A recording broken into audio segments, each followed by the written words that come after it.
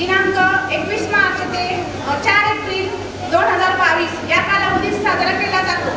या पोषण पखवाड्याचे उद्दिष्ट म्हणजे राष्ट्रीय ॲनिमिया प्रतिबंध करणे, तसेच स्वच्छ पाणी आणि पारंपरिक पदार्थांचे आहारातील महत्त्व।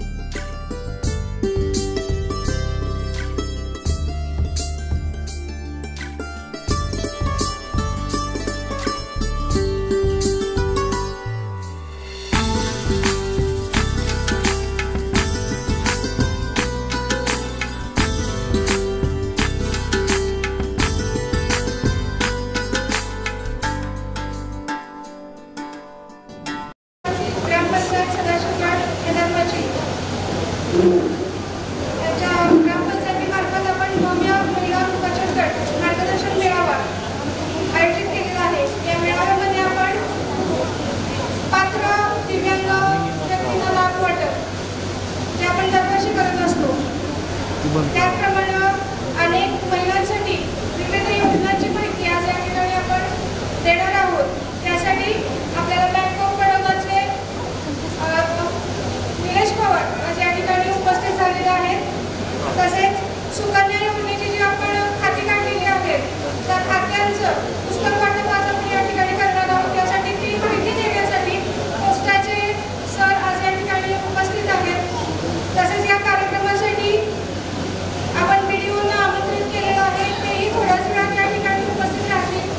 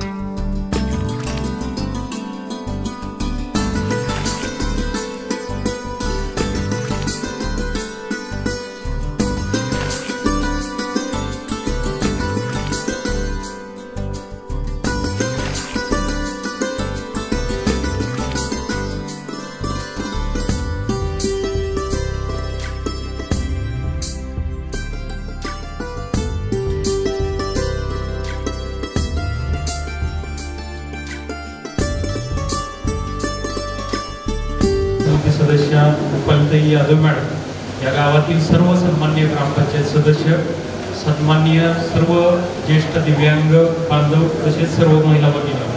तर आजच्या कार्यक्रमाचं औचित्य तुम्हाला माहिती असेल की भव्य महिला बचत गट मेळावा. बचत गट या संकल्पनेविषयी मी आज तुम्हाला मार्गदर्शन करणार आहोत. तर यामध्ये शासनानं महाराष्ट्र राज्य ग्रामीण जीवनोन्नती अभियान या नावानं आपल्या सैदापूर जिल्हा परिषद गटामध्ये सन 2019-20 मध्ये ही योजना खरं तर आपण सुरू केली आणि जवळपास आपल्या हजारमाची गावामध्ये आपण 49 स्वयंसहायता समूहाच्या माध्यमातून 500 कुटुंबांचं सामाजिक समावेशन या योजनेअंतर्गत केलेलं आहे. त्याचबरोबर त्या गटांना आपण 15,000 रुपयाचं खेळतं भांडवल आणि काही गटांचं बँकेच्या सहकार्याने बँक कर्ज प्रस्ताव उद्योग व्यवसायासाठी केलेले आहे. मग पूर्वीच्या बचत गटाची योजना आणि आत्ता शासनानं सुरू केलेले स्वयंसहायता समूह यामध्ये भरपूर फरक आहे. यामध्ये पूर्वी ज्या पद्धतीनं आपण 5 वर्षाकरता गट चालवत होतो आणि 5 वर्षानंतर गट बंद करायचे, एकतर देवदर्शन करायचे, पाहुणेराव्यांना बोलून जेव घालायचे किंवा कानातलं नाकातलं घेऊन पैसे ते संपवायचे. 6व्या वर्षी नवीन गट, 10व्या वर्षी परत फोडायचे. पण 10 वर्षात कौटुंबिक काय बदल झालाय का, तर बऱ्याच वेळा प्रश्नचिन्ह असायचं. सामाजिक काय जाण आली आहे का, तर ते पण प्रश्नचिन्ह असायचं. आर्थिक परिस्थितीत काय सुधारणा झाली आहे का, तर त्या पाहिलं तरी प्रश्नचिन्ह असायचं. तर या सगळ्याचा विचार करून शासनानं आंध्र प्रदेश राज्याच्या धर्तीवरती उमेद महाराष्ट्र राज्य ग्रामीण जीवनोन्नती अभियान नावाची योजना चालू केली. खऱ्या अर्थाने आमच्या दृष्टीने या ठिकाणी काही दिव्यांग बांधव आहेत आणि महिला भगिनी हे दोन्ही या योजनेचे लाभार्थी आहेत. कारण आपण दिव्यांग बांधवांचे देखील 40% ज्यांचं सर्टिफिकेट आहे सिव्हिल सर्जनचं, तर त्यांचे 5चे आपण दिव्यांग बांधवांचे समूह करतो आणि महिला भगिनींचे देखील 10 जणींचे स्वयंसहायता समूह करतो. अर्थात समान दुःख, समान भाषा, समान एरियातल्या महिलांनी स्वतःच्या आर्थिक कौटुंबिक विकासाकरता एकत्र यावं आणि नियमित बचत करावी, बैठक नियमित घ्यावी आणि दशसूत्रीवरती आधारित स्वयंसहायता समूह चालवावे. जे स्वयंसहायता समूह पुढच्या 2 ते 3 वर्षात या योजनेअंतर्गत आपलं उद्दिष्ट आहे की एक कुटुंब, एक नोकरी, एक उद्योग. म्हणजे केवळ घर बसल्या त्यांनी चूल आणि मूल एवढ्या पुरतं महिलांनी सीमित न राहता ज्यांच्याकडे जे नॉलेज आहे, जे कला कौशल्य आहे, तर त्या माध्यमातून तुम्ही स्वयंसहायता समूहाच्या निमित्तानं उद्योग व्यवसायाची कास धरावी आणि तुम्ही बनवलेल्या मालाला चांगल्या पद्धतीचं मार्केटिंग देण्याकरता देखील आपण या योजनेच्या माध्यमातून प्रयत्न करतोय. स्वयंसहायता समूह कराड तालुक्यामध्ये जवळपास आपण 2500 स्वयंसहायता समूहाच्या माध्यमातून 30,000 महिला कुटुंबांचं संघटन या योजनेअंतर्गत केलेलं आहे. आणि चालू आर्थिक वर्षात देखील आपण प्रत्येक गावातील किमान 80% कुटुंबापर्यंत पोहोचण्याचं उद्दिष्ट ठेवलेलं आहे. जवळपास हजारमाची गावची कुटुंब संख्या 1750च्या जवळपास आहे आणि आपण जवळपास 500 कुटुंबांचं सामाजिक समावेशन केलेलं आहे. म्हणजे जवळपास अजून 1000 कुटुंबाचं 100 गटांचं उद्दिष्ट या आर्थिक वर्षात आपल्याला करायचं आहे. परंतु मग गटात येताना काहीतरी विजन आणि उद्दिष्ट ठेवून आपण सगळ्यांनी सहभागी झालं पाहिजे. केवळ गावातील इतर महिला गटामध्ये आहे किंवा बचत करतात म्हणून मी येते, त्यापेक्षा मला त्या गटाच्या माध्यमातून स्वतःचा उद्योग व्यवसाय पुढे आणायचा आहे आणि स्वतःचं अस्तित्व किंवा स्वतः नेतृत्व करण्याचं कौशल्य या गटाच्या चळवळीच्या माध्यमातून मला प्राप्त होईल. या मुख्य उद्देशाने आपण महाराष्ट्र राज्य ग्रामीण जीवनोन्नती अभियानाच्या माध्यमातून काम करतोय. एवढंच नाही तर त्या समूहांना आर्थिक साक्षरतेचं देखील प्रशिक्षण देतोय की कुटुंबामध्ये उत्पन्नाच्या येणाऱ्या वाटा किती आहेत आणि होणाऱ्या खर्चाच्या वाटा किती आहेत. आतापर्यंत कुठून तरी येते, कुठून तरी ॲडजस्ट करत आपण कुटुंब चालवत आलेलो आहोत. पण ॲडजस्ट करत किती दिवस, किती महिने, किती वर्ष जगत राहायचं, तर कुठंतरी आपल्याला कुटुंब चालवत असताना शिस्त यावी. तर त्याचं नॉलेज जे आहे, अर्थसाक्षरतेचं, बचत करणं का गरजेचं आहे, भविष्यकालीन गुंतवणूक करणं का गरजेचं आहे, आरोग्य विम्याचं कवच असणं का गरजेचं आहे, किंवा बँकेचे आता इथं अधिकारी उपस्थित नाही पण बँकेचे पण ज्या नवीन योजना आहेत, प्रधानमंत्री सुरक्षा विमा योजना, अटल पेन्शन योजना असेल, प्रधानमंत्री जीवन ज्योती विमा योजना असेल, ही साधारण 12 रुपये ते 330 रुपयेपर्यंत आपल्याला 2 लाखाचं विमा कवच भेटते. म्हणजे आजारी पडल्यानंतर दवाखान्यात जाण्यापेक्षा आजारी पडूच नाही म्हणून जे प्रिकॉशन घेणं आहे, आरोग्य साक्षरतेचा भाग आहे. तर त्याच्यामध्ये या बँकेचे जे काही इन्शुरन्स स्कीम ह्या केंद्र शासनाच्या आहेत तर त्याचा लाभ घेणं आणि त्याचा क्लेम कशी काय आपत्कालीन परिस्थिती त्या कुटुंबावरती आली तर तो क्लेम होणं देखील तितकंच महत्त्वाचं आहे. तर त्याकरता आपण स्वयंसहायता समूहाच्या माध्यमातून गटाला त्या ताईला जोडतोय. त्या ताईचं जर कच्चं घर असेल तर तिला प्रधानमंत्री आवास किंवा रमाई आवास योजनेचा देखील लाभ देतोय. तिला नळ कनेक्शन असेल, लाईट कनेक्शन असेल, उज्ज्वला योजनेतनं गॅस कनेक्शन, उज्ज्वला योजनेतनं लाईट कनेक्शन, जेणेकरून एकाच महिलेला किमान शासनाच्या 3 ते 4 योजनांचा लाभ स्वयंसहायता समूहामध्ये आल्यानंतर मिळवून देण्याकरता आपण प्रयत्न करतोय.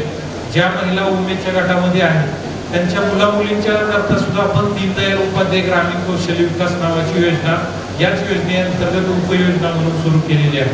त्या अंतर्गत आपण वेल्डर असेल, फिटर असेल, मशिनिस्ट असेल, तसेच हॉटेल मॅनेजमेंट आणि कॅम्प्युटर टॅली आणि ब्युटिशियन असे जवळपास 8 ते 9 प्रकारचे कोर्सेस ज्या ताईंचं वय 45च्या आत आहे आणि ज्या महिलांची मुलं मुली ज्यांचं वय 18 ते 35 वयोगट आहे तर त्यांच्याकरता आपण 3 महिन्याचे 4 महिन्याचे मोफत हे प्रशिक्षण देतोय. आणि यातून त्या मुलाला किंवा मुलीला म्हणजे खाजगी कंपनीमध्ये नोकरीची संधी सुद्धा, जॉब प्लेसमेंट सुद्धा योजनेतनं देतोय. शासनाचा उद्देश असा आहे की आज ती महिला काम करत असेल तर त्या कुटुंबातला मुलगा सुद्धा त्या ठिकाणी चांगल्या ठिकाणी नोकरी करावा.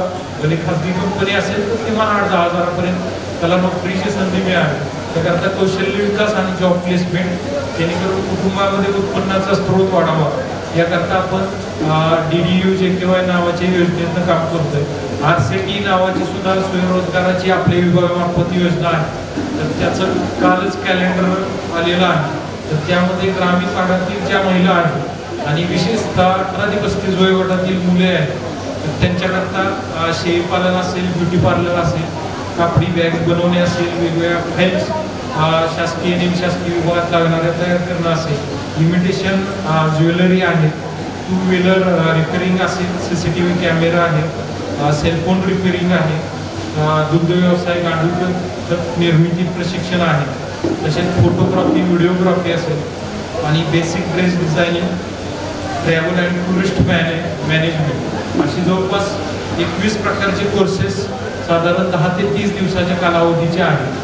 तर हे संपूर्ण कोर्सेस जे आहेत तिथं राहण्याची, जेवणाची विथ तुम्हाला स्टायपेंड, प्रोत्साहनपर भत्ता आपण या योजनेअंतर्गत देतोय. याचा देखील तो उद्देश आहे की या लाभार्थीनं म्हणजे महिला असेल किंवा युवक असेल किंवा युवती असेल तर त्या ताईनं ते प्रशिक्षण घ्यावं आणि परत स्वतःचा स्वयंरोजगार सुरू करावा. म्हणजे दीनदयाल उपाध्यायमधनं रोजगाराची संधी आपण देतोय आणि RCTच्या माध्यमातून स्वयंरोजगार म्हणजे स्वतःचा रोजगार सुरू करण्याकरता आपण IDBI बँकेचं अर्थसहाय्य सुद्धा देऊन किमान 2 वर्ष त्या उद्योजक घडण्यापर्यंत प्रवास करण्याकरता त्याला जे मार्गदर्शन असेल म्हणजे टेक्निकल मार्गदर्शन असेल, बँकेच्या अनुषंगानं अर्थसहाय्य देणं असेल किंवा इतर मार्केटिंगच्या अनुषंगानं मार्गदर्शन असेल, हे सर्व मार्गदर्शन आपण या योजनेच्या अंतर्गत करत आहोत. म्हणजे स्वयंसहायता समूह जरी हे बचत गट निमित्त असतो तर त्या बचत गटाच्या अनुषंगानं साधारण 8 ते 9 प्रकारच्या वेगवेगळ्या योजनांचा लाभ त्या बचत गटात असणाऱ्या ताईला किंवा दिव्यांग बचत गटात असणाऱ्या दिव्यांग बांधवांना आपण या योजनेअंतर्गत देतोय. खास करून ग्रामीण भागातील महिलांचे आरोग्याच्या तक्रारी लक्षात घेऊन शासनानं आपल्या या उमेद अभियानांतर्गत सॅनिटरी नॅपकिनची अस्मिता प्लस नावाची योजना सुरू केलेली आहे. तर त्या योजनेमध्ये सुद्धा आपलं अस्मिता प्लस नावाचं एक मोबाईल ॲप्लिकेशन आहे. त्यातून तुम्ही ऑनलाईन खरेदी सुद्धा करू शकता. तर साधारण 2000 रुपयेचं आमचं ते बॉक्स आहे अस्मिताचं. त्याच्यामध्ये डॉक्टर साहेब 100 पाकिट आहेत. त्याच्यात 7 ते 8 पॅड आहेत. म्हणजे मार्केटमध्ये आपल्याला माहिती आहे की साधारण 28 रुपयेपासून 75 रुपयेपर्यंत वेगवेगळ्या प्रकारचे वेगवेगळ्या कंपन्यांचे नॅपकिन उपलब्ध आहेत. तर त्याच्या तेवढ्याच 60 ते 70 रुपयाच्या क्वालिटीचं हे शासन तुम्हाला 24 रुपयाला उपलब्ध करून देते. म्हणजे गटाला व्यवसाय मिळावा, 4 पैसे उपलब्ध व्हावे त्याकरता आपण ते 19 रुपयाला गटाला देतोय आणि गट त्या ताईला 24 रुपयाला ती विक्री स्वरूपात उपलब्ध करून देतोय. म्हणजे ही पण एक महिलांच्या आरोग्याच्या दृष्टीनं अत्यंत चांगली योजना शासनानं सुरू केलेली आहे. याची मागणी पण आपल्याकडे पंचायत समितीकडे वाढलेली आहे. तसेच आताचं चालू वर्ष जवळपास आपण 2500 गटाच्या माध्यमातून 30,000 महिलांचं संघटन कराड तालुक्यामध्ये केलेलं आहे. आता बरेचसेच गट दशसत्रीनुसार आठवडी मासिक बैठका छान प्रकारे घेत आहे. तर त्याच्यावरची एक मात्र संस्था गावस्थानावरती आपण ग्रामसंघ तयार करतो. ज्या पद्धतीनं त्या गावामध्ये ग्रामपंचायत नावाची स्वायत्त शासकीय संस्था आहे, वेगवेगळ्या गावाच्या मध्ये वेगवेगळ्या योजनांचं संनियंत्रण करण्याचं ग्रामपंचायत काम करते, तसंच महिलांच्या अनुषंगानं जे काही वेगवेगळ्या योजना आपण इथून पुढं शासनाच्या महिला व बालकल्याण विभाग असेल, ग्रामविकास विभाग असेल किंवा आरोग्य विभाग असेल, या सर्व योजनांचं अंमलबजावणी आणि संनियंत्रण करण्याकरता आपण ग्रामसंघ नावाची विलेज ऑर्गनायझेशन स्थापन करत आहोत. कराड तालुक्यामध्ये 200 ग्रामपंचायतीमध्ये जवळपास आपण 96 गावामध्ये ग्रामसंघाची स्थापना केलेली आहे. त्यामध्ये आपल्या हजारमाची गावामध्ये सुद्धा आपण सैदापूर जिल्हा परिषद गटात हजारमाची असेल, विरवडे असेल, गोवारी असेल, या गावामध्ये आपण पार्ल्यामध्ये सुद्धा ग्रामसंघ स्थापन केलेले आहे. यामध्ये स्वविकास ते गाव विकास ही संकल्पना घेऊन आपण ग्रामसंघाच्या माध्यमातून काम करतो की काही गट पातळीवरती समस्या असतील, प्रश्न असतील, त्याची सोडवणूक ग्रामसंघाच्या पातळीवरती व्हावी, त्याकरता ग्रामसंघाचं एक चांगल्या पद्धतीचं व्यासपीठ आपण उमेद अभियानातून उपलब्ध करून दिलेलं आहे. आणि त्यातून सर्वांगीण विकास महिलांचा व्हावा, महिलांनी पुढे यावं आणि काही गावस्तरीयवरती काही सामाजिक उपक्रम आणि सामाजिक समस्यांचं निराकरण त्या ग्रामसंघाच्या व्यासपीठाच्या माध्यमातून करावं, या मुख्य उद्देशाने आपण या योजनेअंतर्गत काम करतोय. सन 2022-23 हे वर्ष शासनानं उपजीविका वर्ष म्हणून साजरं करण्याचं ठरवलेलं आहे. तर त्या अंतर्गत आपण या आर्थिक वर्षामध्ये वेगवेगळ्या प्रकारचे उत्पादनाकरता विक्री केंद्र सुरू करतोय, शेतकरी उत्पादक गट सुरू करतोय. त्याचबरोबर वेगवेगळ्या प्रकारचे ग्रामीण भागामध्ये प्रत्येक गावामध्ये अवजार बँकेची संकल्पना असेल. या ठिकाणी कराड पंचायत समितीचे गट विकास अधिकारी सन्माननीय शशिकांत शिंदे सर यांचं आगमन झालेलं आहे. कृपया सगळ्यांनी टाळ्या वाजवून सरांचं मनपूर्वक या ठिकाणी आगमन स्वागत. आत्ताच व्हिडिओ साहेब माननीय शशिकांत शिंदे यांचे आगमन झालेले आहे. त्यांच्या स्वागताचा कार्यक्रम होत आहे. माननीय शशिकांत शिंदे यांचे स्वागत हजारमाची ग्रामपंचायत उपसरपंच प्रशांत यादव यांनी करावे अशी मी त्यांना विनंती करते.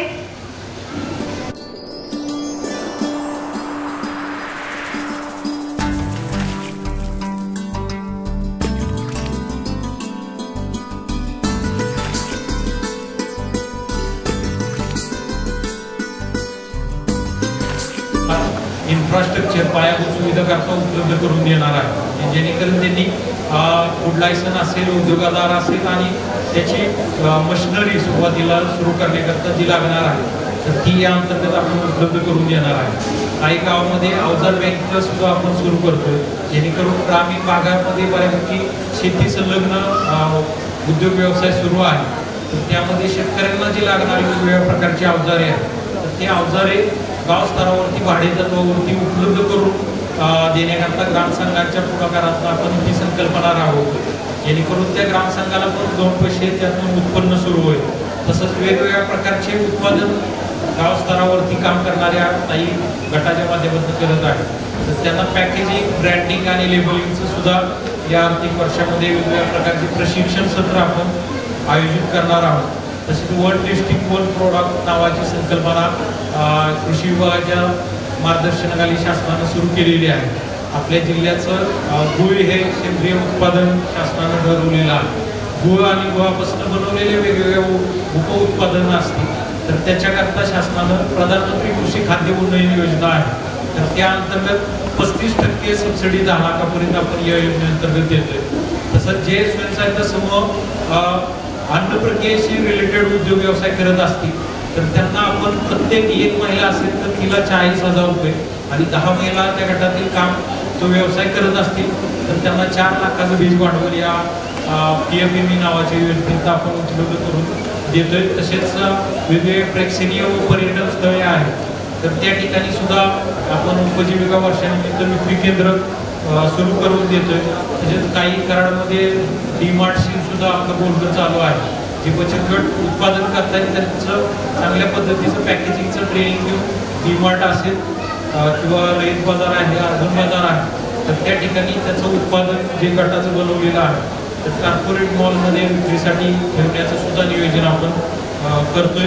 तसेच महिलांनी जे काय उत्पादन तयार केलेले आहे तर जे ऑनलाईन प्लॅटफॉर्म आहे त्याच्यामध्ये ॲमेझॉन असेल, फ्लिपकार्ट असेल किंवा फेसबुक मार्केट ॲप असेल, या प्लॅटफॉर्मवरती त्याचे फोटो वगैरे किंवा त्याच्या उत्पादनाची उत्पादन डेट आणि एक्सपायर डेट तसेच त्याचा FSI नंबर ह्या सगळ्या गोष्टी ऑनलाईन प्लॅटफॉर्मवरती टाकून ऑनलाईन सुद्धा खरेदी विक्रीचे व्यवहार समूहांचे उत्पादनाचे करण्यासाठी आपण प्रयत्न करतोय. या आर्थिक वर्षामध्ये बँकांचा देखील चांगल्या प्रकारे BDO साहेबांच्या मार्गदर्शनाखाली सहभाग आहे. आपण जवळपास 938 गटांना यावर्षी 13,39 लाखाचं विक्रमी कर्ज वाटप गटांना केलेलं आहे. अर्थात याचा उद्देशच आहे की शासनाचा की त्यांनी बँक कर्ज अर्थसहाय्यातनं चांगल्या प्रकारचे उद्योग व्यवसाय सुरू करून स्वतःचं अर्थकारण कुटुंबाचं जे आहे तर ते पुढं आणावं, याकरता देखील आपण बँकांचा सहभाग वाढवण्याकरता प्रयत्न करतोय. तसेच वेगवेगळ्या शासकीय संस्था आणि कंपन्यांसोबत या उपजीविका वर्षानिमित्त आपल्याला करार करायचे, जेणेकरून छोटे छोटे सहकारी बँका असतील, वेगवेगळ्या करार लेवलला कंपन्या किंवा शासकीय डिपार्टमेंट असतील तर त्यांचे वेगवेगळे असे कार्यक्रम फंक्शन होत आहेत. तर त्यामध्ये जेवणाचं असेल किंवा इतर सेवा पुरवणं असेल किंवा बिस्लरी बॉटल असतील तर असे वेगवेगळे छोट्या वस्तू पुरवण्याचं कॉन्ट्रॅक्ट देखील मिळण्याकरता आपण सामंजस्य करार सुद्धा या निमित्तानं करणार आहोत. तर अशा प्रकारे उपजीविका वर्षी हे सन 2022-23 हे उमेद अभियानाच्या माध्यमातून ग्रामीण भागामध्ये जे बचत गट तयार करण्यात आलेले आहेत त्यांना एक चांगल्या प्रकारचं व्यासपीठ देण्याकरता आपण हे सगळा प्रयत्न करतोय. आणि निश्चितच BDO साहेब असतील त्यांच्या मार्गदर्शनाखाली आपण ही योजना कराड तालुक्यामध्ये 200 गावामध्ये चांगल्या पद्धतीनं राबवत आहोत. आणि त्याला आपल्या सर्व महिला भगिनींचं सुद्धा चांगल्या प्रकारे सहकार्य मिळत आहे. आणि आपण आपली या अभियानाच्या माध्यमातून किंवा आरोग्य विभागाच्या माध्यमातून आरोग्य साक्षर आणि अर्थसाक्षर होऊन आपली आणि आपल्या कुटुंबाची खऱ्या अर्थाने उन्नती करावी एवढी मी आपल्या सर्वांच्या सदिच्छा व्यक्त करतो. काही दिव्यांग बांधवांचे सुद्धा समूह तयार करायचे असतील तर कार्यक्रम झाल्यानंतर आपण या अनुषंगाने देखील आपण चर्चा करू, जेणेकरून आजच्या कार्यक्रमाचा उद्देश हा खऱ्या अर्थाने सफल झाला असं म्हणता येईल. संयोजकांनी या ठिकाणी बोलण्याची संधी दिली आणि यथोचित सन्मान केला त्याबद्दल मी पुन्हा एकदा ग्रामपंचायत खदरमाची सन्माननीय सरपंच उपसरपंच यादव साहेब या सर्वांचं धन्यवाद व्यक्त करतो. थांबतो. धन्यवाद. आज या ठिकाणी ग्रामपंचायत सदस्यबळ खदरमाची यांच्या वतीनं आयोजित केलेल्या ग्रामनिधीतून 5% निधीतून गावातील सर्व दिव्यांग म्हणजे अपंग व्यक्तींना निधी वाटप, त्याचबरोबर महिला बचत गट मेळाव्याच्या वाचन गटांना मार्गदर्शन, ग्रामपंचायत खदरमाचीनं स्वतःचा पहिला हप्ता भरून शासनाने एक नवी स्कीम करण्यास सुकन्या योजना नावाची जी पोस्ट खात्यामार्फत त्या ठिकाणी जी एक नवीन योजना काढल्या त्या साधारण 175 पुस्तकांचं वाटप, त्याचबरोबर 11 अंगणवाडी आहेत. त्या 11 अंगणवाडीला साहेब अंगणवाडीच्या मागणीनुसार प्रत्येक अंगणवाडीला मुलांना वजन काढण्यासाठी काटे, त्याचबरोबर उंची मापनासाठी जे यंत्र असते ते यंत्र व अंगणवाडी हदरवाडी परिसरातील असलेल्या कुपोषित बालकांना 1 महिन्याचं मोफत औषधाचं वाटप अशा विविध योजनांच्या माहिती देण्यासाठी आयोजित केलेल्या कार्यक्रमासाठी उपस्थित असलेले या कराड तालुक्याचे लोकप्रिय गटविकास अधिकारी शशिकांतजी शिंदे साहेब, प्राथमिक आरोग्य केंद्राचे डॉक्टर, परवाच्यांना एक पुरस्कार प्राप्त झाला ग्रामपंचायतीच्या वतीने डॉक्टर साहेब तुमच्या या ठिकाणी मी मनापासून धन्यवाद व्यक्त करतो, अभिनंदन करतो.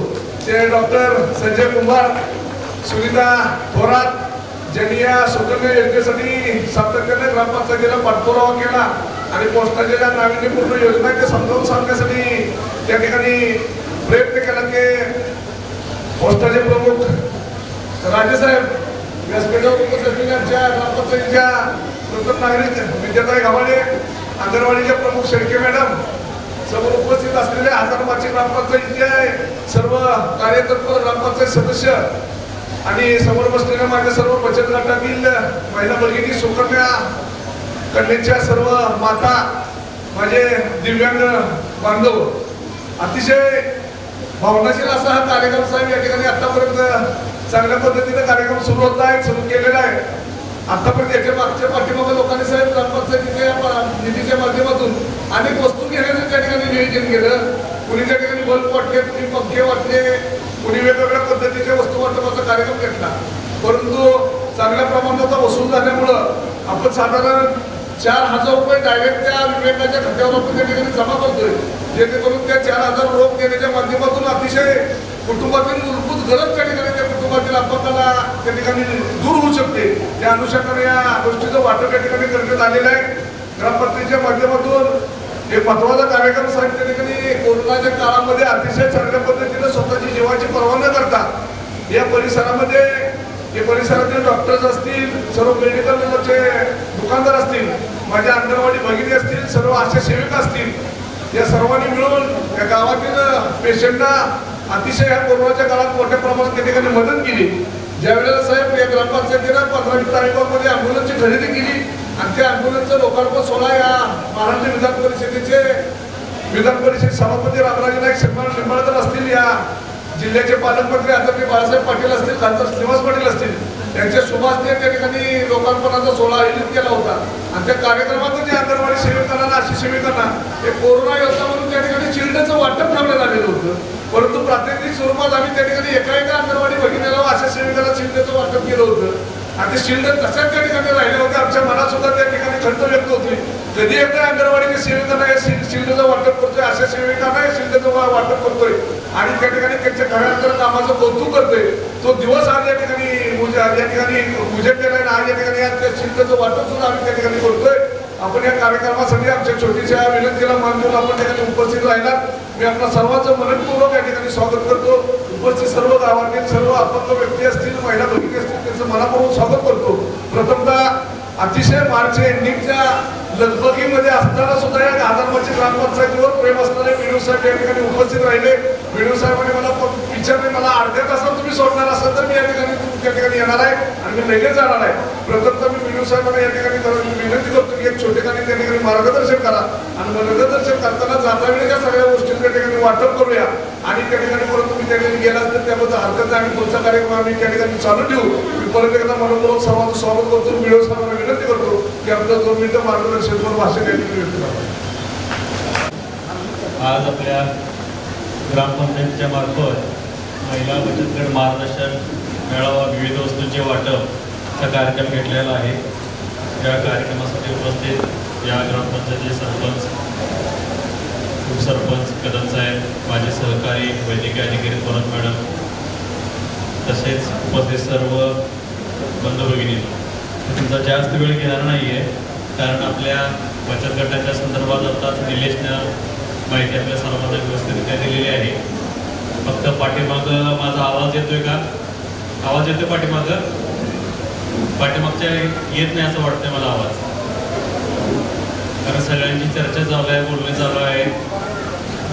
कोणाची चर्चा चालली असेल, काल आई सध्या काय करते ती मालिका आहे ना काहीतरी, तिथे पाठीमागे कोणाची चर्चा चालली असेल, काय झालं बाई काल मी का बघितली नाही, असं काय चालू आहे नाही ना? त्याचा बऱ्याचदा महिला भेटले की ते सिरियलचं काय चालू आहे, जरा मिडल एजच्या असतील तर मग काल सासून सुनेने तुझे काय केलं, बाकीच्यांचं चालू असते माझ्या सासून मला काल असं केलं, असं काय नाही चर्चा पाठीमागं? नक्की आवाज येत नाहीये मला. ठीक आहे, मी अपेक्षा करतो असं काही चालू नसेल.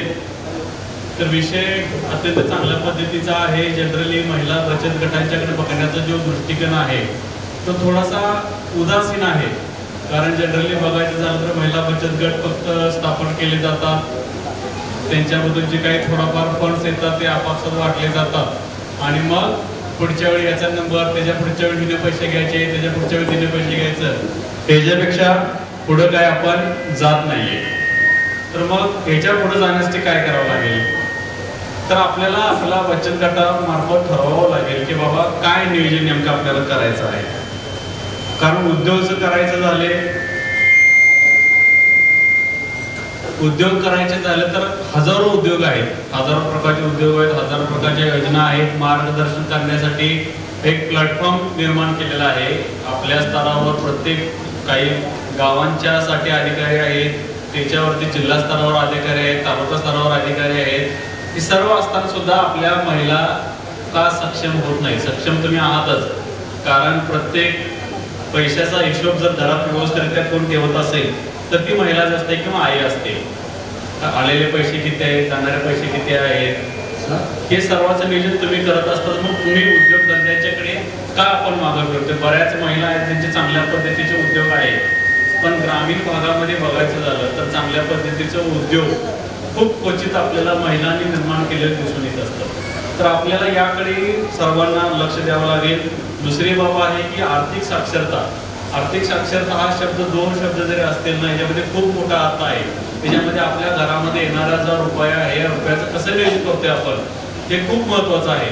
नाही तर संध्याकाळी चर्चा करणं, TV सिरियल बघणं, दिवसभर सकाळी उठल्यापासून शेणघाण करणं, जेवण करणं, शेताला जाणं, संध्याकाळी येणं, परत धारा काढणं, डेअरीला दूध भरणे, घरातून जेवण, मालिका बघणे आणि झोपणे, ह्याच्या पलीकडे सुद्धा आपल्याला विचार करायला विश्व आहे. त्याचा सुद्धा आपल्या सर्वांनी विचार करणं खूप गरजेचं आहे. कारण मी सुद्धा ग्रामीण भागातून आहे आणि माझी आई काय करते हे मी आयुष्यभर बघितलेलं आहे. त्यामुळे याचा विचार करणं खूप गरजेचं आहे, याच्यातून बाहेर पडणं खूप गरजेचं आहे. आणि आपला बचत गट एक असं माध्यम आहे की ज्यातून तुम्ही 10-15 महिला एकत्र येत आहे आणि काहीतरी चांगल्या पद्धतीचा उद्योग करू शकताय तुम्ही. आता निलेशने जाता मी थोडं निलेश ऐकलं की प्लॅटफॉर्म आपल्याला तयार करायचा. आता अमेझॉनवर सुद्धा आपले वस्तू आपण देऊ शकतो. वेगवेगळे जे मॉल्स आहेत, मॉल्समध्ये सुद्धा आपण वस्तू देऊ शकतो. फक्त त्या क्वालिटीचा उद्योग किंवा जी निर्मिती आहे ती करणं खूप आपल्याला गरजेचं आहे. PMAGP, CMAGP सारखे केंद्र शासनाच्या, राज्य शासनाच्या योजना आहेत की ज्याच्यामध्ये महिलांना 35% सबसिडी मिळते. तर त्या सबसिडी सुद्धा आपण चांगल्या पद्धतीच्या घेऊ शकतोय. याचा विचार सुद्धा आपण सर्वांनी करणं खूप गरजेचं आहे. बऱ्याच आपण बघतोय की सगळीकडे गेलो तर आपण राजमाता जिजाऊंचं, महाराणी ताराराणीचं उदाहरण देत असतोय. पण उदाहरण फक्त देतोय, शिवाजी महाराजांचा उल्लेख आपण करतोय, त्याच्या पुढे आपण अजिबात जात नाहीये.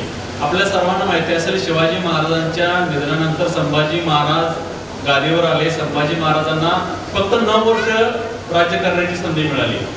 त्यानंतर राजाराम महाराज आले. राजाराम महाराजांना पण खूप कमी कालावधी राज्य करण्याची संधी मिळाली. आणि त्यानंतर संभाजी महाराजांच्या निधनानंतर जवळजवळ 26 वर्ष औरंगजेब महाराष्ट्रात तळ ठोकून होता. कशासाठी? आपलं मराठी साम्राज्य जे निर्माण केलं होतं शिवाजी महाराजांनी ते संपवण्यासाठी. तुम्ही आता म्हणाल की मी हे का सांगायला लागलोय? सांगण्याचा उद्देश हा आहे की महाराणी ताराराणीच्याकडे ज्यावेळी राज्यकारभार आला त्यावेळी ते सगळ्यांच्या डोक्यात विचार एकच होता की महिला असून सुद्धा एवढं मोठं राज्य कसं त्या थांबवणार? एवढं मोठं सैन्यदल घेऊन आलेला औरंगजेब. मध्यंतरी माझ्या वाचनामध्ये एक पुस्तक आलं होतं मुक्कदर नावाचं. तर अतिशय छान पुस्तक आहे. तुम्हाला जर मिळालं तर नक्की तुम्ही वाचा, कारण वाचनाची आवड ही सर्वांनी जोपासणं खूप गरजेचं आहे. नाहीतर हल्लीच्या व्हॉट्सअपच्या युनिव्हर्सिटीमध्ये काय येतं आणि काय जातं याचा आपला काही थांगपत्ता नसतो. काहीतरी येत असतं आणि ते आपल्या डोक्याचं पूर्ण मातेर करून जातं. तर एक स्ट्रॅटेजी ताराराणीने ठेवली होती. काय स्ट्रॅटेजी होती? आपले जे गड किल्ले आहेत त्या गड किल्ल्यांना औरंगजेब वेढा मारून बसायचा. आता वेढा मारून बसल्यानंतर आपले किल्ल्यांच्यावर थोडं जे तांदूळ काय जे काय साहित्य असेल ते काय 50 वर्ष पुरेल एवढं नसायचं. 1, 2, 3 महिने 4 महिने पुरेल एवढं साहित्य त्या किल्ल्यावर असायचं. मग ती वेढा काढल्याला तर ते काय काढणार नाही.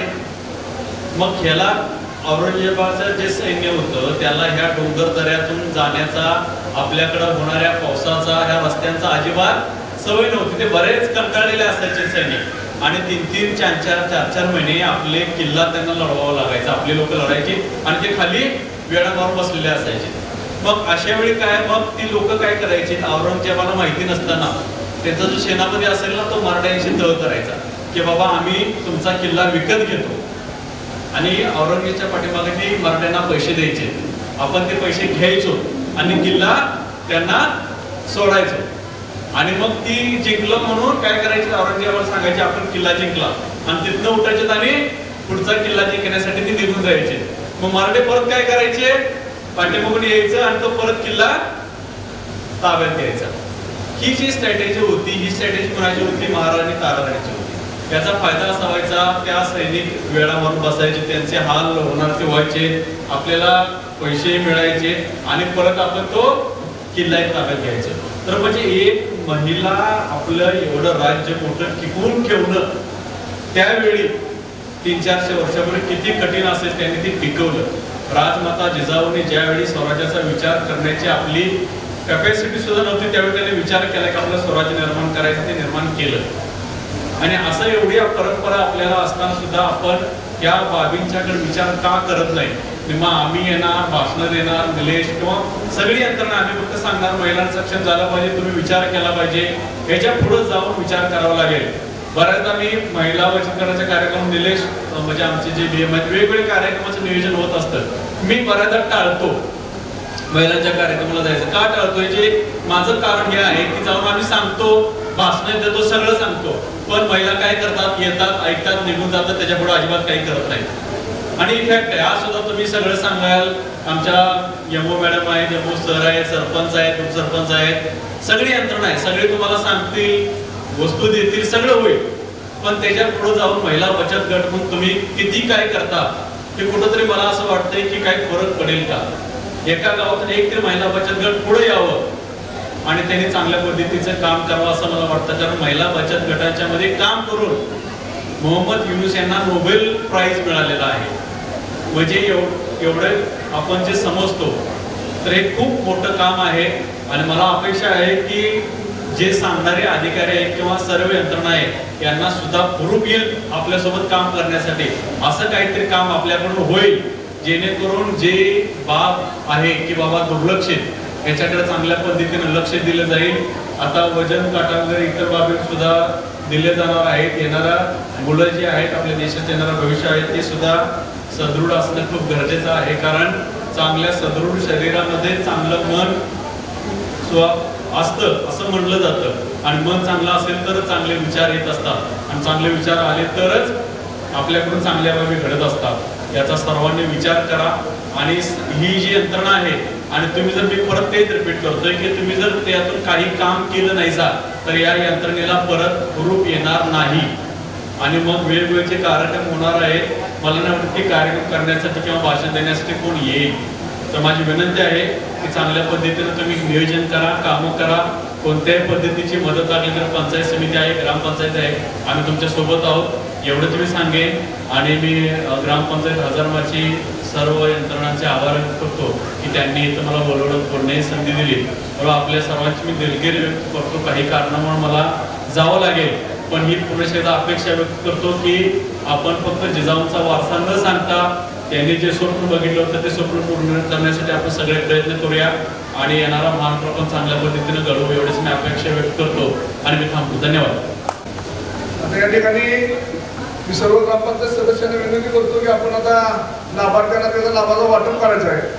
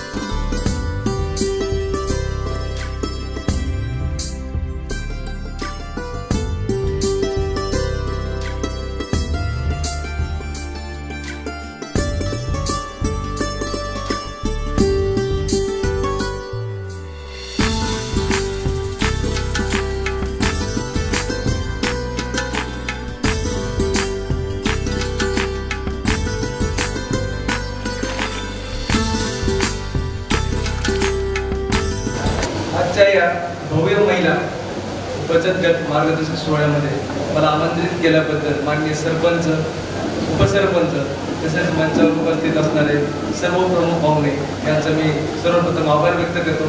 तसेच आजच्या या कार्यक्रमाला उपस्थित असणारे सर्व बंधू भगिनी यांचं देखील मी या ठिकाणी स्वागत करतो. पोस्टल मार्फत आज आपण बऱ्याचशा योजनेचा लाभ घेतलेला आहे. मागे एकदा मी माननीय सरपंच व उपसरपंच यादव साहेब यांना जेव्हा भेटलो, त्यांना सुकन्या समृद्धी योजनेची माहिती दिली. दुसऱ्या मिनिटाला त्यांनी होकार दिला की आम्ही आमच्या ग्रामपंचायतीमार्फत पहिला हप्ता मोफत देऊन या ठिकाणी तुम्हाला सहकार्य करू असं त्यांनी आश्वासन दिलं आणि ते पाळलं सुद्धा. अगदी जवळपास 175 अकाउंट्स या ठिकाणी पोस्ट ऑफिस मार्फत काढण्यात आलं आणि पहिला हप्ता या ठिकाणी ग्रामपंचायतीने भरलेला आहे. याबद्दल मी सर्वप्रथम हजारबाचे ग्रामपंचायत यांचं या ठिकाणी अभिनंदन करतो. तसेच आभार व्यक्त करतो की या ठिकाणी तुम्ही अतिशय चांगल्या प्रकारे काम करताय. एकंदरीत हजारबाची ग्रामपंचायत, संपूर्ण आरोग्य विभाग व त्यांची सर्व टीम या ठिकाणी चांगल्या प्रकारे काम करते. तर मी थोडक्यात या ठिकाणी पोस्ट ऑफिसच्या वेगवेगळ्या ज्या स्कीम आहेत त्याबद्दल मी तुम्हाला माहिती देतो. सुकन्या समृद्धी अकाउंट या ठिकाणी पोस्ट ऑफिसची एक योजना आहे ज्यामध्ये अगदी 0 ते 10 वयोगटातील मुली ज्या आहेत त्यांच्याकरिता ही स्कीम आहे. यामध्ये मुली या ठिकाणी मुलीचा फक्त जन्मदाखला लागतो. त्यानंतर पालक जे आहेत, आई किंवा वडील यांचा आधार, त्यांची झेरॉक्स, 3 फोटो लागतात आणि या ठिकाणी तुम्ही पोस्ट ऑफिसमध्ये खातं काढू शकता. ही स्कीम 15 वर्षाकरिता आहे. यामध्ये तुम्हाला जसे पैसे येतील तसे तुम्ही भरू शकता. अगदी 100, 200, 500, 1000 जसे पैसे भरायचे असतात. एक आर्थिक वर्षामध्ये एक हप्ता भरला तरी चालतो. पण मुलीचं एक उज्ज्वल भविष्याकरिता तुम्हाला सेव्हिंग करायची आहे. त्याकरिता तुम्ही जास्तीत जास्त पैसे भरण्यात यावं. ग्रामपंचायतीने पहिला हप्ता भरला म्हणून या ठिकाणी स्कीम सुरू झाली आहे. परंतु तुमचं ते कर्तव्य आहे की तुम्ही वेळोवेळी ते हप्ता भरायचा आहे, जेणेकरून हे पैसे तुम्हाला मुलीच्या वयाच्या 18 वर्षी किंवा 21व्या वर्षी या ठिकाणी तुम्हाला मिळणार आहे. तसेच मुलांकरिता काही स्कीम असावी म्हणून पब्लिक प्रॉव्हिडंट फंड या नावाची एक स्कीम आहे, ज्यामध्ये तुम्ही मुलाच्या नावाने सुद्धा पब्लिक प्रॉव्हिडंट फंड हे खातं काढून 500 रुपयांनी या ठिकाणी या योजनेचा लाभ घेऊ शकतात. शिवाय मातृवंदन योजना एक अंगणवाडी मार्फत या ठिकाणी जे प्रेग्नंट महिला आहेत त्यांच्याकरिता मातृवंदन योजना आहे, ज्यामार्फत त्यांना 5000 रुपये मिळतात. आणि हे 5000 रुपये मिळवण्याकरता त्यांना पोस्ट ऑफिसमधील IPPB म्हणजे इंडिया पोस्ट पेमेंट बँकेचं खातं या ठिकाणी काढण्यात येतं. त्या खात्याचा जे खाते काढून तुम्ही या ठिकाणी ऑनलाईन बँकिंगची सुविधा तुम्हाला मिळतेच, सोबत जे गव्हर्नमेंट बेनिफिशरी डायरेक्ट डेबिट आहेत त्या ठिकाणी जमा होते आणि तुम्हाला त्या ठिकाणी पैसे मिळतात. तर अशा प्रकारच्या वेगवेगळ्या स्कीम आहेत. शिवाय इन्शुरन्ससाठी सुद्धा काही स्कीम आहे पोस्ट ऑफिसमध्ये, ज्यामध्ये ग्रामीण टपाल विमा ही एक स्कीम आहे, त्याला RPLI म्हणतात, ज्यामध्ये तुम्ही इन्शुरन्स घेऊ शकता. अगदी तुमच्या वयाच्या नुसार हप्ता ठरवण्यात येतो आणि तुम्ही तो इन्शुरन्स घेऊन तुम्हाला त्याला कव्हरही मिळतं. ही एक स्कीम पोस्ट ऑफिसची आहे. शिवाय लॉकडाऊनमध्ये AEPS या योजनेचा बऱ्याच जणांनी लाभ घेतलेला आहे. AEPS म्हणजे काय? तुमचे खाते कुठल्याही बँकेत असू द्या, तुम्हाला घरपोच आमचा पोस्टमन येणार, त्या ठिकाणी तुम्हाला 10,000 रुपयापर्यंत रक्कम देण्याची ते व्यवस्था करणार. तुम्हाला फक्त तुमचा आधार नंबर सांगायचा आहे आणि तुम्हाला घरपोच त्या ठिकाणी पैसे देण्याची सोय या ठिकाणी पोस्ट ऑफिस मार्फत करण्यात आलेली आहे. तसेच आणि अधिक माहितीसाठी तुम्ही पोस्ट ऑफिस उगलेवाडीमध्ये संपर्क साधू शकता. या ठिकाणी या कार्यक्रमाला मला बोलवलं, मला निमंत्रित केलं, त्याबद्दल मी सर्वांचे या ठिकाणी आभार व्यक्त करतो व माझे 2 सदस्य. नमस्कार. आज आपल्या हजारबागचीमध्ये हा भव्य महिला बचत गट आणि आपल्या अपंग बांधवांना, बंधू भगिनींना जो कार्यक्रम ठेवलेला आहे तो अतिशय कौतुकास्पद असा आहे असं मला वाटते. पूर्ण कराड तालुका म्हटलं तरी पंचक्रोशी सुद्धा असा हा कार्यक्रम पहिल्यांदा इथं घेतलेला आहे आणि त्याला प्रतिसादही चांगला मिळालेला आहे. खरं पाहिलं तर आपल्या हजारबागचीच्या प्राथमिक आरोग्य केंद्रामध्येही आपण सर्व प्रकारच्या योजनाचं सहरीकरण करतो. तसंच आपल्या सरपंच मॅडम असतील, विद्याताई गवाडे मॅडम आणि उपसरपंच प्रशांत यादव यांच्या सहकार्यामुळेच आपण PSC मध्येही असे विविध कार्यक्रम घेत असतो सतत. आणि मला तुम्हाला आवाहन करायचं आहे की महिलांनी जसं मागाशी व्हिडिओने सांगितलं की सक्षमीकरण ही महत्त्वाचं आहे आणि स्वतःच्या आरोग्याकडेही पाहणं खूप महत्त्वाचं आहे.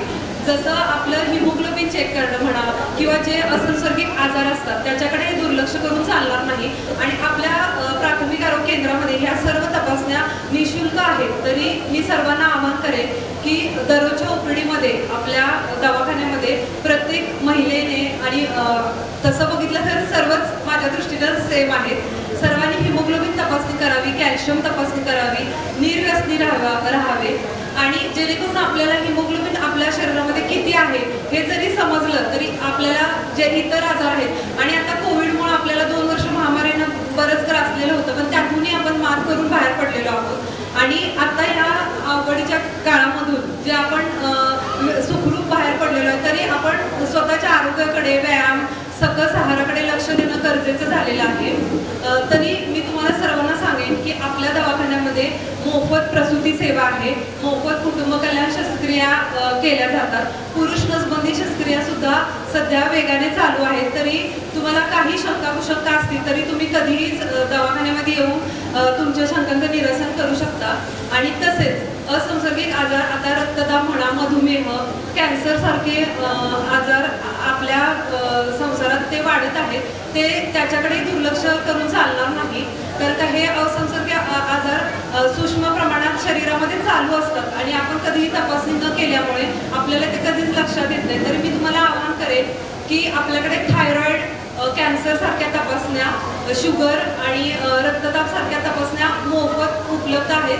तर त्याचा तुम्ही जास्तीत जास्त लाभ घ्यावा आणि तसेच निदान झाल्यानंतर पुढील होणारा उपचार सुद्धा मोफत उपलब्ध आहे, तोही तुम्ही अवश्य घ्यावा असं मी आवाहन करेन. नमस्कार, धन्यवाद. गावामध्ये दिव्यांग बांधव तसेच महिला बचत गट मेळावा आयोजित करण्यात आलेला आहे. या कार्यक्रमाच्या निमित्तानं व्यासपीठावर उपस्थित असणारे या गावच्या प्रथम नागरिक विद्याताई गरवाडे मॅडम, आमचे मित्र प्रशांत यादव सरपंच, आपल्या तालुक्याचे गट विकास अधिकारी शिंदे साहेब, तसेच निलेश पवार पोस्ट खात्याचे साहेब, सर्व माझे आजी ग्रामपंचायत सदस्य, दिव्यांग बांधव, आशा सेविका, अंगणवाडी सेविका आणि माझे पत्रकार मित्र, बंधू भगिनींनो, आज अनेक व्यक्तींनी आपल्या खात्यातील विविध योजनांची माहिती सांगितली. आपण ती माहिती व्यवस्थित समजावून घेऊन ज्या ज्या शासनाच्या काही योजना आहेत त्याचा आपण वेळोवेळी उपयोग करून घ्यावा आणि आपलं जीवन सुसह्य कसं करता येईल याकडे लक्ष द्यावं. आता आमच्या सहकारी थोरात मॅडम यांनी दवाखान्याच्या काही गोष्टी सांगितल्या, परंतु मला अजून यामध्ये एक सांगायचं आहे की आता सध्या 2 वर्ष झाले कोविड आपल्याकडे, कोविडची साथ सर्व जगात थैमान होतं आणि त्याच्यावर आपण चांगल्या पद्धतीनं आशा सेविका असतील, अंगणवाडी सेविका असतील, आमच्या आरोग्य कर्मचाऱ्यांनी काम केलं. त्याचं जे सन्मान चिन्ह आहे ते आज वाटप पण होणार आहे. परंतु जे त्यानंतर लसीकरणाचं काम जे सुरू होतं ते अतिशय मोठ्या प्रमाणात आपण लसीकरणाचं काम सुरू केलं आणि त्यामुळं येणारी आताची संभाव्य 3री लाट होती ती कमी झाली किंवा थोपवण्यात आपल्याला यश मिळालं म्हणून आपण हा कार्यक्रम घेऊ शकलो, मास्क न घालता इथं बसू शकतोय. परंतु अजून मला आपल्याला एक आवाहन करायचं आहे. अद्याप काही कोविशिल्ड आणि कोवॅक्सिन जवळपास 3 ते 3,500 नागरिकांचं लसीकरण होणं बाकी आहे. बूस्टर डोसचं साधारण 800च्या आसपास लोकांचं लसीकरण होणं बाकी आहे. आपण नुकतेच आता 12 ते 14 वयोगटातील मुलांना लसीकरण केलं, त्याचं काम जवळपास 70% काम केलेलं आहे. असं जे आता काही माणसं आता कोरोना गेला आहे, आता काय करायचं, लसीकरण कशासाठी घ्यायचं, बूस्टर डोस का घ्यायचा, अशी टाळाटाळ करून राहिलेले आहेत. तर मला आवाहन करायचं आहे की जवळपास 3,500 ते 4,000 कोवॅक्सिन आणि कोविशिल्ड जरा सगळ्यांनी गांभीर्याने घ्यावं आणि राहिलेलं लसीकरण पूर्ण करून घ्यावं. त्याचबरोबर आपल्या प्राथमिक आरोग्य केंद्रात आता प्रसूती आणि कुटुंब कल्याण शस्त्रक्रिया सुरू झालेली आहे. त्याचाही आपण लाभ घ्यायला पाहिजे. त्याचबरोबर आपल्या महालयाद्वारे आपण सर्व प्रकारच्या रक्ताच्या तपासण्या ज्या बाहेर आपण तपासणी केल्या जातात त्याचा 2000 किंवा वरती खर्च येतो त्या आपल्याकडे निःशुल्क केल्या जातात आणि त्याही तपासणी करून घ्या. कोविड आता कमी प्रमाण आहे, परंतु चीनसारख्या देशामध्ये अजून काही पेशंट सापडत आहेत, त्यामुळं थोडी आपल्याला काळजी खबरदारी घ्यावी लागणार आहे. आपल्याकडे मधुमेह, ब्लड प्रेशर यांना लागणारं महिन्याचं औषध आपण अगदी मोफत येईल त्यावेळेला देत असतो. त्यामुळं आपल्याला भविष्यात होणारे हृदयविकार असतील, अर्धांगविकारासारखे विकार असतील ते आपण टाळू शकतो. ते आपल्याकडं मोफत आहे, आपण तपासणी करून घेऊ शकतो. दुसरं सांगायचं आहे की दिव्यांग बांधव आहेत, दिव्यांग बांधवांना आतापर्यंत सर्टिफिकेट घेण्यासाठी दिव्यांग बांधवांना आतापर्यंत जर सर्टिफिकेट काढायचं असेल तर आता सातारा सिव्हिल हॉस्पिटलला जावं लागत होतं. तिथं लाईनमध्ये उभं राहायला लागायचं. नंबर एवढी गर्दी असायची की तिथं त्यांना सेवा मिळायची नाही. अनेक लोकांनी ह्या अडचणी मांडल्या. आपल्या खासदार साहेबांनी सुद्धा हा प्रश्न मांडल्यामुळं आणि ही अडचण लक्षात घेऊन आपल्या कराड येथे उपजिल्हा रुग्णालयात आता ही सुविधा सुरू करण्यात आलेली आहे. ही गोष्ट लक्षात घ्या. आपल्याला आता साताराला जायची गरज नाही. आपण स्वयं जे एक वेबसाईट आहे त्या वेबसाईटवर आपण आपली माहिती भरायची आहे. त्या वेबसाईटचं मी तुम्हाला नाव सांगतो.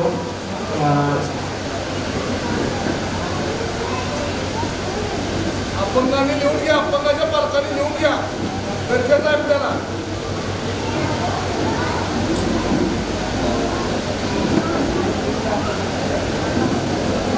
अपंगांचे जे कुणी आता सर्टिफिकेट काढायचं बाकी असेल त्यांना एक ऑनलाईन एक साईट आहे www.swadaman.gov.in नावाची एक साईट आहे. त्या साईटवर आपण आपलं संपूर्ण माहिती, अर्जदाराचे नाव, वय, पत्ता, त्याचं ओळखपत्र इत्यादी माहिती भरली की आठवड्यातून प्रत्येक शुक्रवारी आपल्या उपजिल्हा रुग्णालयामध्ये त्यांची तपासणी केली जाईल आणि त्यांना सर्टिफिकेट दिलं जाईल. आता आपल्याला साताराला जायची गरज नाही. तरी आपण जे बांधव आहेत, दिव्यांग बांधव आहेत, त्यांनी इथून पुढं हे ऑनलाईन माहिती भरा आणि शुक्रवारी तपासणीसाठी जावा. अतिशय सोपं काम झालेलं आहे. कारण आपण व्यक्ती साताराला घेऊन जायचं म्हणजे गाडीचा खर्च, सोबतच्या माणसाचा खर्च हा वाचतो. तर ही एक सुविधा झालेली आहे. आणि आपल्या जे अपंगाचं कुणाचं जर लसीकरण बाकी असेल किंवा जे घरात काही बेड लोक आहेत, वयस्कर लोक आहेत, उठू शकत नाहीत, अशी पण नावं आम्हाला दिली तर आम्ही घरोघरी जाऊन त्यांना कोविड लस करून देऊन आपण लस घेतली पाहिजे. आणि आता शाळांना सुट्ट्या किंवा आता लागतील त्याबद्दल शाळांचं पण लसीकरण पूर्ण करायचं आहे. 12 ते 14 आम्ही बऱ्यापैकी 70% केलेलं आहे. परंतु कोविशिल्ड फर्स्ट सेकंड डोस अजून 3-3.5 आपलं नागरिक बाकी आहे. मी सगळ्यांना आवाहन करतो तुम्ही लसीकरण करून घ्या. आपलं अजून मास्क असेल, सोशल डिस्टन्स असेल याचा हे करा. दवाखान्यात काय वाटलं तर त्याची टेस्टिंग पण करून घ्या. टेस्ट करायला सुद्धा काही लोकांना नकार असतो, परंतु तो तुम्ही त्याचा नकार न देता टेस्टिंग करा. औषध आहेत आणि आपल्या सगळ्यांचं आरोग्य चांगलं राहावं आणि आपल्याला असेच हे आरोग्य लाभावं ही ईश्वरचरणी प्रार्थना करतो. आमतो जय जय महाराष्ट्र. नमस्कार. आज या ठिकाणी हजारमाची ग्रामपंचायतीनं अतिशय सुंदर, देखणा आणि कौतुकास्पद कार्यक्रम आयोजित केलेला आहे. तो कार्यक्रम बघून मला राहावेसे वाटलं नाही, म्हणून मी आता एक निरोप दिला की मी 2 शब्द बोलणार आहे. त्याबद्दल मला होकार मिळाला आणि मला बोलायला दिलं त्याबद्दल सगळ्यात पहिल्यांदा मी हजारमाची ग्रामपंचायतीचे आभारी आहे. आज या व्यासपीठावर उपस्थित या गावच्या प्रथम नागरिक विद्याताई घबाडे, उपसरपंच प्रशांत यादव, वैद्यकीय अधिकारी कुंभार डॉक्टर पाटील मॅडम, तसेच पोस्ट ऑफिसर भोर सर आणि निलेश पवार अतिशय चांगल्या पद्धतीची माहिती या ठिकाणी दिली. हजारमाची ग्रामपंचायतीनं हा मेळावा घेऊन खरोखर एक चांगलं असं कामाचं हे दाखवलेलं आहे. खरं तर आता अपंगांचा हा निधी वाटप आहे, तो हा कार्यक्रम असेल किंवा सुकन्या आहे. खरोखर सुकन्याची जी आता तुम्ही पोस्ट ऑफिसमध्ये खाती काढलेली आहेत तो खरोखर वाखाणण्याजोगा कार्यक्रम ग्रामपंचायतीने घेतलेला आहे.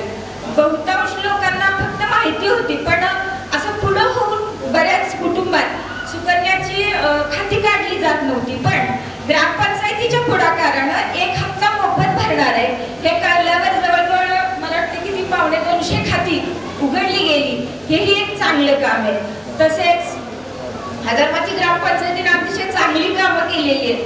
ॲम्ब्युलन्स असेल, मियावाकी प्रकल्प असेल, हा पोस्टाचा असेल, चांगली. आणि शिवाय सगळ्यात महत्त्वाचं म्हणजे आता मार्चमध्ये जी वसुलीची धडक मोहीम आहे, काही ठिकाणी वाईटही वाटतं आणि काही ठिकाणी कौतुकही करावं असं वाटतं. प्रत्येक नागरिकाने आपला कर जर वेळची वेळी भरला तर ग्रामपंचायतीला तिची पुढची कामं करण्यासाठी मदत होते.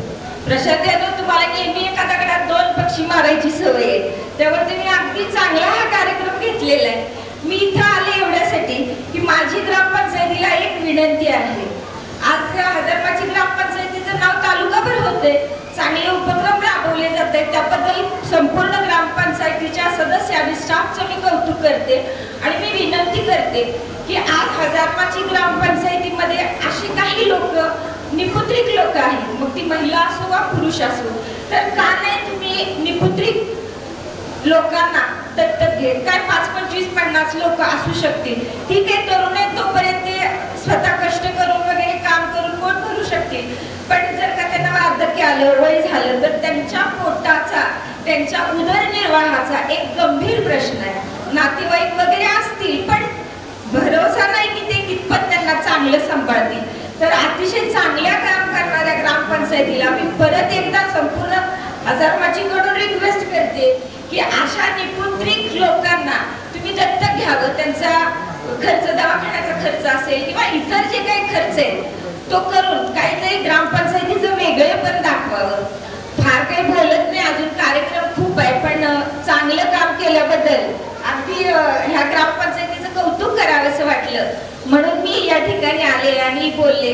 आभारी आहे मला बोलण्याची संधी दिली, पण मी सांगितलेल्या एका गोष्टीवर विचार व्हावा अशी परत एकदा मी विनंती करते आणि थांबते. जय हिंद, जय महाराष्ट्र. सेविकांना, अशा सेविकांना, मदतनीसांना जे कोरोना येतं म्हणून शिल्ड वाटप करणार आहे, त्याचबरोबर माझ्या पत्रकार बांधवांना ठिकाणी कोरोना येतं शिल्ड वाटप करणार आहे. त्याबद्दल हे प्राथमिक आरोग्य केंद्राचे तुम्ही डॉक्टर असतील, त्यांचा सर्व स्टाफ असेल, त्यांना एकत्रितरित्या डॉक्टर साहेब आम्ही कोरोना येतं तुम्हाला त्या ठिकाणी वाटप करणार आहे. ते सर्वांचं या ठिकाणी वाटप तुमच्या शुभास्ते आम्ही करतोय. त्या गोष्टीचा स्वीकार या सर्वांनी करावा अशी या ठिकाणी विनंती करतो. प्रथमतः मी उज्ज्वला रवींद्र माने, अंगणवाडी सेविका व त्यांच्या मदतनीस आशा साळुंके या दोघांना विनंती करतो, आपलं शिंदे या ठिकाणी त्यांनी घेऊन जायचं. सर्व ग्रामपंचायत सदस्यांना विनंती आहे, आपण व्यासपीठावर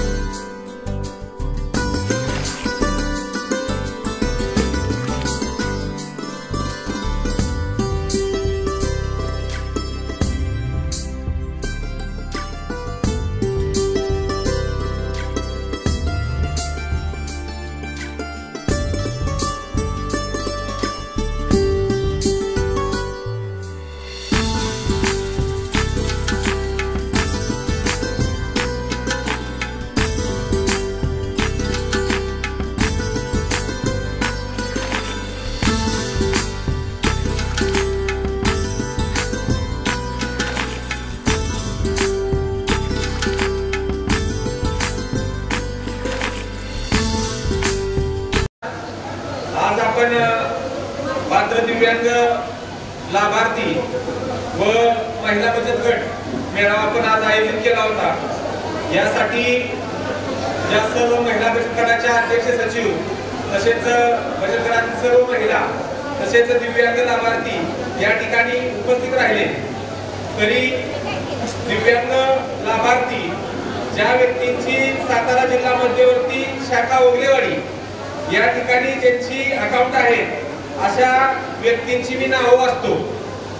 यामध्ये अनिल बाबराव गुप्ता, लक्ष्मीबाई नंदकुमार बनसोडे, शंकर नंदकुमार बनसोडे, रोहित हनुमंत माने, श्रावणी अंकुश चव्हाण, शरणाबी हाजीसाब शेख, प्रवीण वसंत पाटणकर, उत्तम रामचंद्र भोसले, संतोष रामचंद्र भोसले, हनुमंत सुभाष अवसरे, शर्वरी विजय सुर्वे, परशुराम भिकू देशमुख, उदय हनुमंत पवार, विलास बाबुराव जाधव, वनिता गणेश कदम, विष्णू पांडुरंग सूर्यवंशी, रुक्मिणी बाळकृष्ण थोर, हनुमंत आप्पासाहेब माने, आशिष अर्जुन माने, विलास बाजीराव बागल, रेखा संतोष भोसले, आशा देवी गणेश सवळेकर, राजेंद्र अण्णा पवार, उमेश आनंदराव शेटके, कृष्णा रामचंद्र डुबल, सौरभ वसंत मोहिते, रुपाली उमेश शेटके, शशिकला धोंडीराम कुंभार, साक्षी दत्तात्रय मुळीक, बबन रघुनाथ कोळी या 30 लाभार्थींची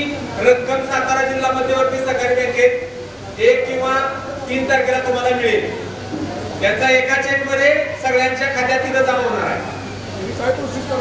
त्यांनी तिथं जाऊन पैसे काढून घेण्यात यावेत। आणि सगळ्यात महत्त्वाचं की लाभार्थींना ज्या वेळेला आपण 4000 रुपयाचं वाटप करतोय तर त्या व्यक्तींनी कमीत कमी 5000 रुपयाची घरात वापरणारी वस्तू किंवा औषध याच्या पावत्या ग्रामपंचायतीमध्ये जमा करायचे। सगळ्यात महत्त्वाचं